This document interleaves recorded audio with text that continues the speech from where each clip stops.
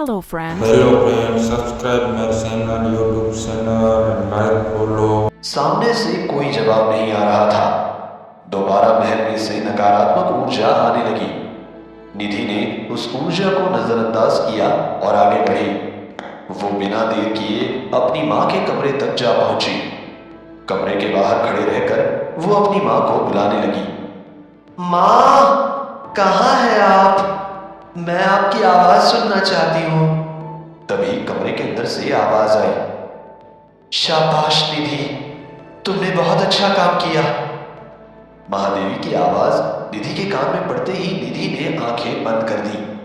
अपनी माँ की आवाज सुनकर जैसे निधि की सारी थकान उतर गई थी। महादेवी की आवाज ने आगे कहा, सबसे पहले जादुई पत्थर उसकी जगह पर रख दो। निधि ने अपनी जेब में से जादुई पत्थर निकाला। वो नीला पत्थर चमक रहा था। निधि ने कमरे के बाहर बने 7 ब्लॉक्स में से एक ब्लॉक में वो जादुई पत्थर रख दिया। वो पत्थर रखते ही उसमें से रोशनी निकलने लगी। बाहर से तेज हवाएं चलने की और बिजली चमकने की आवाज आने लगी। निधि ये आवाज सुनकर सहम गई। वो अपने आसपास का नजारा देख रही थी जो काफी डरावना था। कुछ देर बाद ये आवाजें शांत हो गई। वहां का माहौल वापस पहले जैसा हो गया। महादेवी ने खुश होकर कहा, तुमने काफी सारी मुश्किलों का सामना करके ये जादुई पत्थर हासिल किया है। तुमने साबित कर दिया कि तुम एक ताकतवर योद्धा हो। आगे भी तुम्हें इसी तरह बाकी के 6 जादुई पत्थर हासिल करने हैं। मुझे तुम पर पूरा भरोसा है कि तुम सारे जादुई पत्थर हासिल कर लोगी और अपनी माँ को कैद से आजाद कर दोगी। निधि ने आत्मविश्वास के साथ कहा, आपको यहाँ से बाहर निकालने के लिए मैं किसी भी हद तक जा सकती हूँ। बहुत जल्द मैं आपको यहाँ से आजाद करके ही रहूंगी। आप मुझे अगले पत्थर के बारे में बताइए कि वो कहाँ मिलेगा। महादेवी ने कहा, उससे पहले तुम्हारे घाव भरने ज्यादा जरूरी है। तभी कमरे में से एक रोशनी निकली और निधि के शरीर में जाने लगी। कुछ देर बाद कमरे में से रोशनी आना बंद हो गई। निधि ने देखा कि उसके सारे घाव भर चुके थे। वो सोचने लगी कि उसकी माँ आज भी उसे तकलीफ में नहीं देख सकती। उसके बिना बताए ही महादेवी को उसके घाव के बारे में पता चल गया था।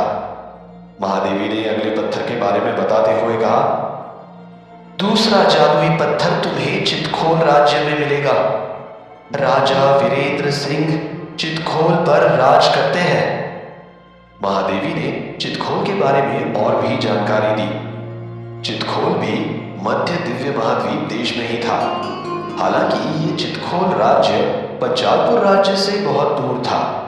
निधि ने चितखोल के बारे में सुनकर कहा, मैं जल्द ही चितखोल जाऊंगी और दूसरा जादुई पत्थर ले आऊंगी। महादेवी ने कहा, उससे पहले तुम्हें और भी शक्तियां हासिल करनी है। निधि ने महादेवी की बात में हामी भरी। निधि अपनी माँ के बताए अनुसार अभ्यास करने लगी। सुबह होते ही वो वापस हिमवन आ गई।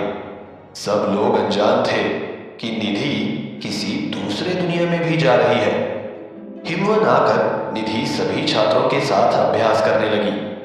2 जगह अभ्यास करने की वजह से निधि ज्यादा शक्तियां हासिल कर रही थी। वहीं पंचालपुर में अभिराज की हालत ठीक हो गई थी। अभिराज और वीरभद्र गुस्से से भरे हुए थे। उन दोनों को खुद पर शर्म आ रही थी कि एक लड़की उनकी आंखों के सामने से जादुई पत्थर लेकर चली गई और वो लोग कुछ भी नहीं कर सके। अभिराज ने पूरी बस्ती में निधि के बारे में पूछताछ करवाई, लेकिन किसी को भी निधि के ठिकाने के बारे में नहीं पता था। अभिराज को समझ नहीं आ रहा था कि वो निधि को कहाँ ढूंढे। वो अपने दिमाग में से निधि को नहीं निकाल पा रहा था। पल पल उसका खून खौल रहा था, लेकिन वो कुछ कर भी नहीं सकता था। कुछ दिन बीत गए, लेकिन अभिराज को निधि का कोई पता नहीं मिला। वहीं निधि भी काफी दिनों तक हिमवन और उस दूसरी दुनिया में अभ्यास करती रही। निधि गुरुकुल में सबके साथ एकदम सामान्य बर्ताव करती, ताकि किसी को भी उस पर शक ना हो। हालांकि करण को निधि की चोट देखकर उस पर शक हो गया था कि निधि किसी पहाड़ पर अभ्यास करने नहीं गई थी, बल्कि वो किसी ऐसी जगह पर गई थी जहां उसकी किसी से लड़ाई हुई है। करण ने अपने मन में उठ रहे सवाल निधि से नहीं पूछे। वो जानता था कि निधि इन सवालों का झूठा ही जवाब देगी। एक रात निधि दूसरी दुनिया में अपनी माँ के पास गई। महादेवी ने निधि से कहा, अब वक्त आ गया है चितखोल जाने का। अपनी शक्तियों के साथ साथ तुम्हें अपने दिमाग का भी इस्तेमाल करना होगा। कई बार तुम अपनी शक्तियों का इस्तेमाल नहीं कर पाओगी, तब तुम्हें अपना दिमाग लगाकर कोई तरीका निकालना होगा। निधि ने हामी भरते हुए कहा, बिल्कुल माँ, मैं ध्यान रखूंगी कि कहाँ अपनी शक्तियों का इस्तेमाल करना है और कहाँ नहीं करना। निधि चितखोल जाने के लिए पूरी तरह से तैयार थी। तभी महादेवी ने आगे कहा, एक बात हमेशा याद रखना कि बाकी के जादुई पत्थर जिसके पास भी होंगे, उन्हें इन पत्थरों के महत्व के बारे में पूरी जानकारी नहीं होगी। निधि महादेवी की हर एक बात गौर से सुन रही थी। ये सारी बातें उसे आगे चलकर मदद करने वाली थी।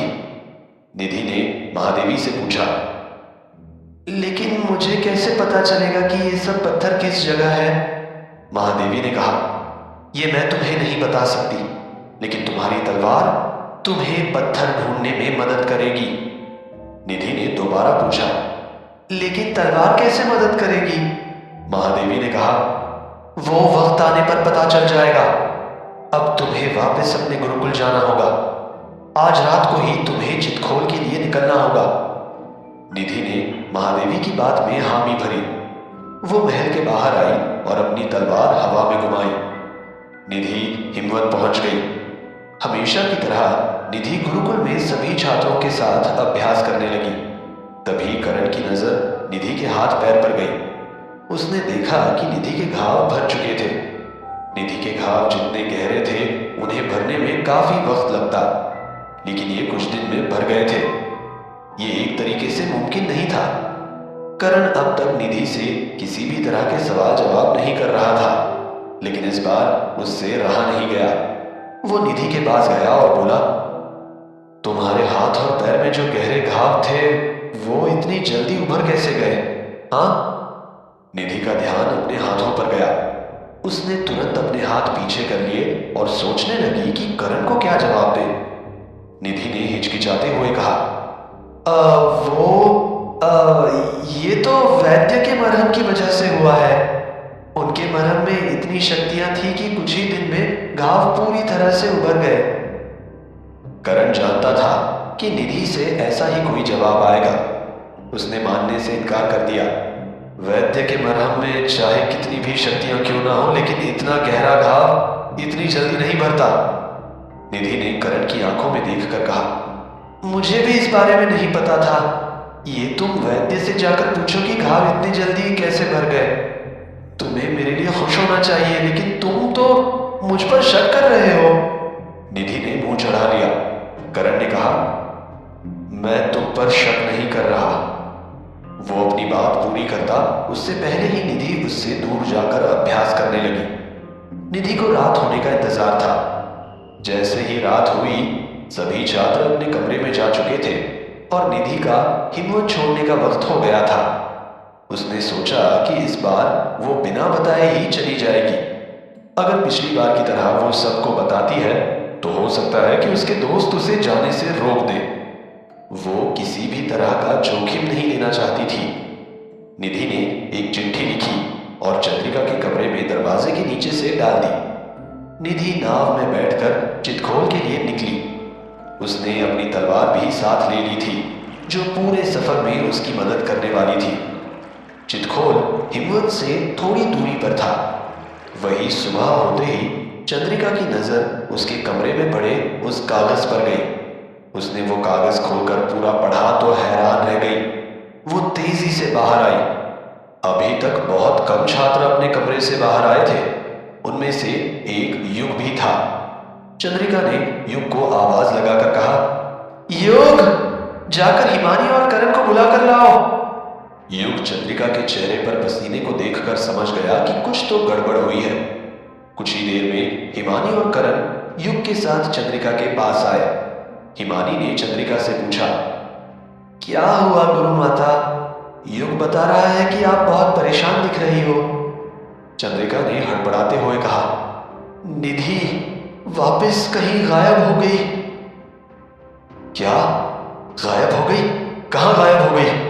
करण की आवाज काफी ऊंची हो गई थी। निधि के दोस्तों को चंद्रिका की बात पर विश्वास नहीं हो रहा था। चंद्रिका ने निधि की चिट्ठी पढ़कर सुनाई। गुरु माता सादर प्रणाम। जब तक आप ये कागज पढ़ रही होगी मैं हिम्मत छोड़ चुकी होंगी। मैं वही जा रही हूं जहां पिछली बार गई थी। आप में से कोई भी मुझे ढूंढने की कोशिश मत करना। मैं जल्द ही वापस आऊंगी। आपसे हाथ जोड़कर विनती है कि भैया को मेरे बारे में पता नहीं चलना चाहिए। चिट्ठी पढ़ने के बाद युग ने कहा, निधि क्या कर रही है? कुछ समझ नहीं आ रहा। वो हम सबसे दूर क्यों जा रही है? हिमानी ने अपनी राय देते हुए कहा, पता नहीं वो कौन से पहाड़ पर जाकर अभ्यास कर रही है। तभी करण ने नीचे देखते हुए कहा, वो हम सबसे झूठ बोल रही है। वो किसी पहाड़ पर नहीं जा रही। मैं उसे अच्छे से जानता हूं। वो कभी इस तरह अकेली नहीं रहेगी। जरूर कोई ऐसा काम है जिसे करने के लिए वो हमसे दूर रह रही है। निधि की चिट्ठी में मना करने की वजह से कोई भी निधि को ढूंढने नहीं जा रहा था। वहीं निधि भी चितखोल पहुंच गई थी। चितखोल भी एक ठंडा प्रदेश था। इस वजह से यहाँ रहते हुए उसे कोई परेशानी नहीं होने वाली थी। निधि के लिए सबसे मुश्किल था चितखोल में अपने लिए ठिकाना ढूंढना। चितखोल के राजा वीरेंद्र सिंह थे। राज्य में उनका बहुत मान था क्योंकि वो अपनी प्रजा को खुश रखने के लिए किसी भी हद तक जाने के लिए तैयार रहते थे। उनका बेटा जयदीप भी उनके कदम पर चल रहा था। वो भी प्रजा की खुशी के लिए ही काम करता था। चितखोल की प्रजा अद्भुत सुखी थी। उन्हें राज्य में किसी भी तरह की चिंता नहीं थी, सिर्फ एक इंसान को छोड़कर जो उन्हें अक्सर परेशान करता रहता था, वीरेंद्र सिंह का दामाद अखिल। अखिल की पत्नी और वीरेंद्र की बेटी की मौत कुछ साल पहले हुई थी। तब से अखिल चितखोल में रह रहा था। हालांकि अखिल को अपनी पत्नी की मौत का कोई गम नहीं था। अखिल की नजर चितखोल की गद्दी पर थी, लेकिन उसके रास्ते का सबसे बड़ा कांटा वीरेंद्र और जयदीप थे। अखिल अक्सर वीरेंद्र सिंह को बहकाने की कोशिश करता कि उनकी बेटी की आखिरी इच्छा थी कि अखिल ही चितखोल का अगला राजा बने। वीरेंद्र अखिल को दामाद होने की वजह से नाराज नहीं करना चाहते थे, लेकिन वो उसके हाथ में गद्दी देकर चितखोल को बर्बाद भी नहीं करना चाहते थे। अखिल चितखोल का राजा तो बनना चाहता था, लेकिन वो राज्य के किसी भी काम में दिलचस्पी नहीं लेना चाहता था। वो अपना दिन महल में और राज्य में घूमते हुए निकालता। हमेशा की तरह अखिल नगर में घूमकर वापस महल गया। महल में आते ही उसके लिए खाना तैयार था। वो हाथ मुंह धोकर खाना खाने बैठा। पहला निवाला लेते ही अखिल ने खाने की थाली गुस्से में फेंक दी और नौकरों पर चिल्लाते हुए बोला, अरे खाना ऐसा होता है? हाँ, ज्यादा नमक वाला खाना खिलाकर मुझे मारना चाहते हो तुम सब? वहां खड़े नौकर अखिल के बर्ताव की वजह से काफी गुस्सा थे। ये पहली बार नहीं था जब अखिल ने उनके साथ बुरा बर्ताव किया हो। जयदीप पूरे तमाशे को देख रहा था। उसने नौकरों को आंखों से इशारा किया कि बिना कुछ बोले सब कुछ साफ कर दे और अखिल के लिए कुछ और बनाए। जयदीप को भी अखिल का बर्ताव पसंद नहीं आया, लेकिन वो बहनोई होने की वजह से कुछ बोल नहीं पाया। दूसरी तरफ निधि को रहने के लिए कोई ठिकाना नहीं मिला। उसने तय किया कि वो आज की रात बरगद के पेड़ के नीचे सोकर ही गुजारेगी। निधि किस तरह से चितखोल में से दूसरा जादुई पत्थर हासिल करेगी? निधि को कितनी मुश्किलों का सामना करना पड़ेगा? क्या होगा जब निधि और जयदीप का आमना सामना होगा? आपको क्या लगता है, क्या होंगे इन सभी सवालों के जवाब? कमेंट बॉक्स में कमेंट करके जरूर बताएं और सभी सवालों के जवाब को जानने के लिए सुनते